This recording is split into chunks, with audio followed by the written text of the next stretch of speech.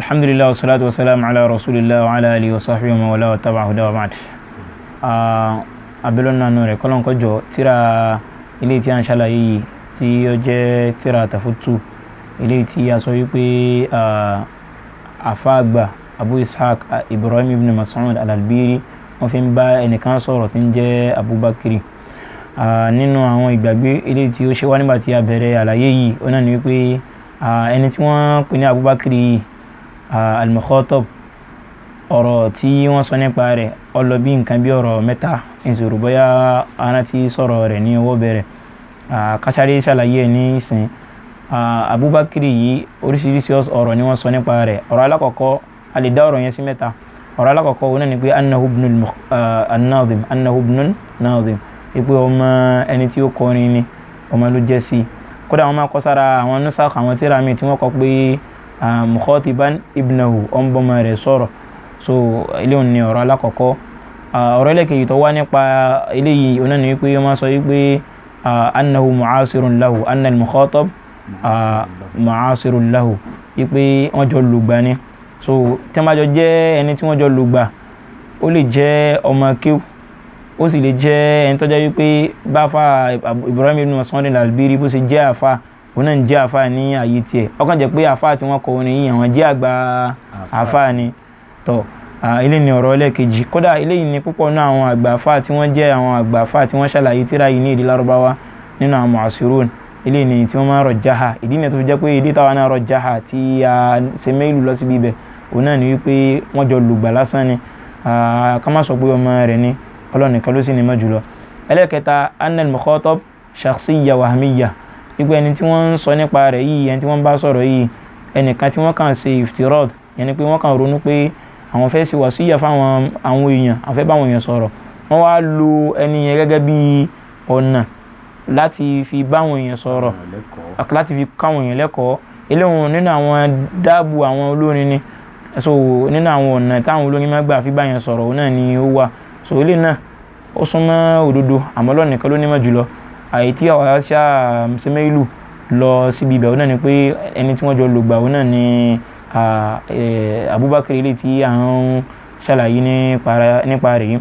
Bíjà wá bá dé Sheikh Musa ní fáfàní àwọn tí wọ́n sì ń jẹun wọ̀ náà nílé orin 70. walam ahlul biwadin fi zulmu wa anta halalta fihi wa anta hakita wa anta halalta fihi wa anta hakita. Ó ti ń sọ àwọn ọ̀rọ̀ bọ̀ nípa nǹkan tí al-Mukhatab tí ṣe Abubakar ẹni tí wọ́n bá wí tó lè sọ nípa òun àṣìṣọ́ náà nígbà náà wípé láti ilé orin 63 wípé nǹkan tí àfáwà Abu Ibrahim ibn Mas'ud tó fẹ́ bẹ̀rẹ̀ yìí òun náà ni pé ó fẹ́ ṣe ra fira rẹ̀ ṣe example wípé gbogbo nǹkan tí ẹni tó ń bá sọ̀rọ̀ tó lè sọ nípa òun díẹ̀ nínú ẹ̀ ló ń fẹ́ sọ yìí. tí wọ́n bá sọ wípé ó fẹ́ bú mi ó fẹ́ sọ̀rọ̀ sí mi ìrẹ́ Abubakar àwọn nǹkan tó lè sọ nìyí èmi gangan tèmi gangan mọ̀ nípa ara mi ó ju nǹkan tó lè sọ yìí ó ju bẹ́ẹ̀ lọ. tó bá wá sọ wípé walam ahlul biwadin fi zulmu ó ní ìrẹ́ Abubakar ó tún lè sọ wípé èmi Abubakar èmi ò sí láàrin àwọn tó jẹ́ wípé alábòsí ni wọ́n ń gbé láàrin wọn. wa anta halalta fihi wa anta hakta. àmọ́ ìwọ Abu Ishaq Ibrahim ibn Mas'ud ìwọ gbé ní àárín wọn wa anta hakita ó tún wá tán sáàrin wọn gbogbo nǹkan tí wọ́n ń ṣe nínú àwọn nǹkan tí ó dá ta'addaita ìwọ náà kọjá yìí níbi ìkọjá yìí táwọn náà ṣe ó fi ìwà rẹ̀ ó fi jọ wọ́n. wa anta halalta fihi wa anta hakta. ó fi hàn pé kí ló tó fẹ́ máa ṣe wáàsí fún mi ò lẹ́tọ̀ọ́ wáàsí fún mi torí pé wọn náà ti wà láàrin wọn ó dẹ̀ tún ṣe ìwà àbàjẹ́ táwọn náà ṣe. laqad sahabta a'laman kibaran. ó nínú nǹkan tó tún lè sọ ni pé èmi Abu Ishaq laqad sahabta a'laman kibaran. àwọn àgbà àfà ò níwọ́ bá ló gbà nígbà tí wọ́n wáyé títí ẹ torí pé Abu Ishaq ó ju ẹni tí à ń sọ̀rọ̀ rẹ̀ yìí ó jù lọ fífi. ó wá ní nígbà tí wọ́n wáyé àwọn àgbà àfà bẹ́ẹ̀ sì ni Abu Ishaq nígbà tó ń lò gbà ní sẹ́ńtírì ẹlẹ́kẹrin lòun ti sẹ̀mí ó fẹ́ gbẹ́nà àwọn sálàfù náà ni Abu Ishaq wà. ó ní làkọ́dí sọ abuta alaman kibaro. àwọn àgbààfà ni wọ́n bá lò gbà nígbà tí wọ́n wáyé títí ẹ. walam araka qitadaita bima sahibta. walam araka qitadaita bima sahibta. ó ní àmọ́ bó ṣe gbé láàrin àwọn àgbààfà tó yìí ó fi wọ́n ṣe àpèjúwe èmi Abubakar ìrìn ẹlẹ́ni tí ó fi àwọn ẹni ṣe example tó ń fi wọ́n hùwà tó ń fi wọ́n kọ́ṣe lórí nǹkan tí wọ́n náà ń ṣe. wanadaka alkitabu falam tujibuhu. ẹ má jẹ́ ká gbàgbé o ẹni tí ń sọ̀rọ̀ nísìn ó náà ní Abubakar ó ní nínú àwọn nǹkan tí o tó lè sọ nípa mi ó náà ní pé wáàsí méjì tí wá bá mi. kí ni wáàsí alákọ̀ọ́kọ́? ó ní wanadaka alkitabu falam tujibuhu. ó ní tírà tún ti pè ọ́, ìyẹn ni pé tírà Ọlọ́run ó ti sọ̀kalẹ̀ tó ń sọ nípa àwọn nǹkan tó yẹ kó máa ṣe, àwọn nǹkan tó yẹ kó débẹ̀ ó ti sọ fún ọ. falam tujibuhu. ó sì dá tírà Ọlọ́run ọba lóhùn. wanabakal mashibu faman tabata. ó ní wáàsí ẹlẹ́ẹ̀kejì tó wá débọ̀ ó náà ní almashibu, ewu ti dé. faman tabata. wanabaka almashibu faman tabata. ó nígbà tí wàásí wá débọ̀ tí í ṣe ògbó tó wá débọ̀ man tabata ó ṣàkíyèsí wípé wàásí ti dé. ìyẹn ni pé tó bá ti ẹ̀ṣẹ̀ rárá nígbà tó wà ní kékeré, nígbà tó gbó tó ti déhùn tí wàásí Kùránì ò bá ti ẹ̀ wúlò fún gbà tó wà lọ́dọ̀, nígbà tó gbó ti dé wọ́n yẹ kọ́ hàn pé ọjọ́ kan anytime soon ni wọ́n lè sọ wípé yá kó máa bọ̀. wanabahaka almashib, ògbó wa tó ti dé ó ṣe kíni man tabata ó tún tẹ̀lé nínú tó tún lè sọ nípa mi náà nù. wàyàkùbù bílfàtà fi ìlú tàṣọ́bí. ó ní o tó lè sọ wípé kò dáa fún alifata ọ̀dọ́. fi ìlú tàṣọ́bí. ó burú fún ọmọ ọ̀dọ́ kó máa ṣe bí ọmọ kékeré.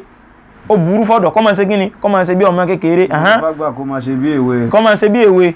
wàákìbáhù minhu shaykhun qad tafatta. ó ní ṣùgbọ́n èyí tó burú ju eléyìí ń lọ ọ̀tọ̀ ní kọ́dọ̀ máa ṣe bí èwe, àmọ́ èyí tó burú ju eléyìí ń lọ ni wọ́n ń ṣe. wàákìbáhù minhu shaykhun qad tafatta. èyí tó burú ju eléyìí ń lọ ó náà ní kárí àgbàlagbà kó náà tún wá máa ṣe láńgbáláńgbá, kó náà máa ṣe bí ọmọ kékeré nígbà tó ti dàgbà tán ìgbà náà lọ tún wá ń ṣe bí pé ẹ lọ gbé wá ká lù ú, ẹ jẹ́ ká ṣe báyìí. ní tí wọ́n ń ṣe nù èrè Abu Ishaq ó tó lè sọ báyìí náà. wa nafsaka thumma la tadhimum siwaha. Abubakar tó ń tẹ̀síwájú pé wa nafsaka thumma la tadhimum siwaha. ó ní o tó lè sọ wípé ẹ̀mí mi ni kí n máa bú nafsaka thumma máa bú ẹ̀mí rẹ la tadhimum siwaha, má bú nǹkan mi lẹ́yìn ẹ̀mí rẹ. bi'aybin fahya ajdaru man dhamamta.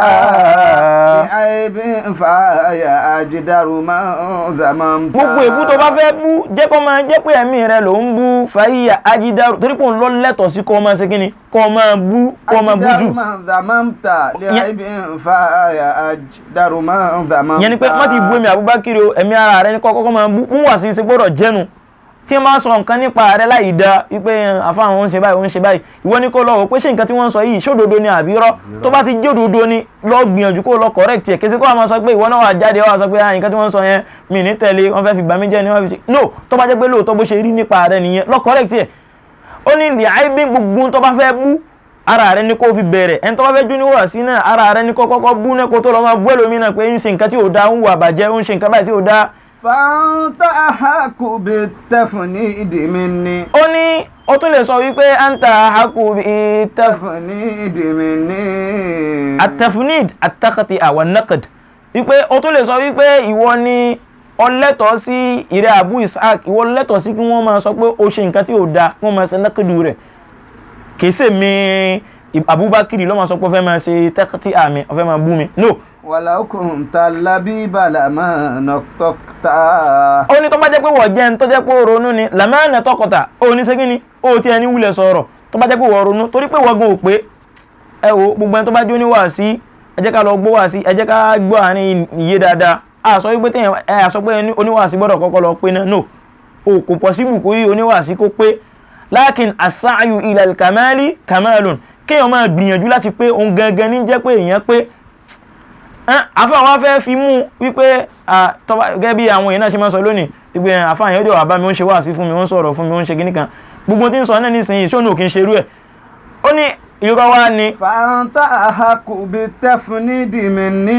ó ní fàǹtà ìwọ ló lẹ́tọ̀ọ́ sí kí wọ́n máa bú kí wọ́n máa sọ̀rọ̀ rẹ̀ láì dáa. wàlá òkúńtà làbí bàlámánà tọ́kítà. tó bá sì jẹ́ pé wọ́n ronú dáadáa ni o ò ní wulẹ̀ bú mi o ò ní wulẹ̀ sọ kankan nípa mi. wàlá òkúńtà làbí bàlámánà tọ́kítà. wàlá òbákàtì dìmá iná kàkọ́ fan. ó ti sọ̀rọ̀ ní débì kan ẹ má jẹ́ ká gbàgbé ẹgbẹ́ musa ń dá wa padà sẹ́yìn nǹkan tá à ń sọ nísìn òun náà ni pé Abubakar ni ó ń sọ ká gbà pé Abubakar ló ń ṣe kíni o ló ń sọ nínú àwọn nǹkan tó tún wá fẹ́ sọ tó ń jẹ́ wàásí fún àfáwà Abu Ishaq tọkọ wọn nìyí ó náà tún ní pé wàlá òbákàtì dìmá iná kàkọ́ fan. ó fẹ́ máa sọ nípa alhassan ala tauba kí wọ́n máa ṣe kíni o kí wọ́n máa ṣe wátúbá lọ sójú ọ̀nà Ọlọ́run ọba. ó wà ní wàlá òbákàtì dìmá iná kàkọ́ fan. ó ní tójú rẹ̀ bá tiẹ̀ tó bá damijé lọ́jọ́ kan khawfan lẹ́ni tí fi ń payọ̀ Ọlọ́run pé mo ti hùwà tí ó dáa lórí àwọn ẹ̀ṣẹ̀ tó dáa. lidhanbika lam aqul laka qad aminta. lórí àwọn ẹ̀ṣẹ̀ tó ti dá sẹ́yìn ó wá lọ sunkún ọlọ́dàmíjẹ́ síwájú Ọlọ́run ọba èmi ò ní sọ fún ọ wípé ọkàn rẹ ti balẹ̀ wájú Ọlọ́run yẹn ni pé bí n bá lọ wá túbá al-mu'min yakunu bayna al-khawfi war-raja bó bá túbá síwájú Ọlọ́run ọba rẹ ó tún fọkànbalẹ̀ ó ní fọkànbalẹ̀ wípé Ọlọ́run ti gba túbá rẹ ó wà bayna al-khawf láàrin ẹni tí ń páyà war-raja àti láàrin pé Ọlọ́run bá ti gba túbá rẹ láàrin méjèèjì ló wà. ó wà ní sọ pé torí pé mo ti túbá lónìí yìí èmi ni mo wá mọ́jú mo ti lè sọ̀rọ̀ nípa mo lè sọ gbogbo tó bá wù mí. ó ní lidhanbika lam aqul laka qad aminta. lidhanbika lam aqul laka qad aminta. ẹkún tó sún lórí ẹ̀ṣẹ̀ rẹ yẹn kò sọ wípé ọkàn rẹ ti balẹ̀ níwájú Ọlọ́run ọba wà láàrin khawfu war-raja. wa man laka bil amani wa anta abudun. ó ní kí ni ó fi ọlọ́kàn balẹ̀ wípé Ọlọ́run ti foríjì ọ́ wa anta abudun tó sì jẹ́rú Ọlọ́run tó lè ṣe ọ́ bó ṣe wù ọ́. wa man laka bil amani wa anta abudun. tó lè ṣe ẹ́ bó ṣe wù ú. ó ní ìwọ tó jẹ́ wípé kí ni nǹkan tí ó fi ọlọ́kàn balẹ̀ níwájú Ọlọ́run ọba tó jẹ́ pé irú Ọlọ́run ni ọ́. umirta fama tamarta wala ata'ata.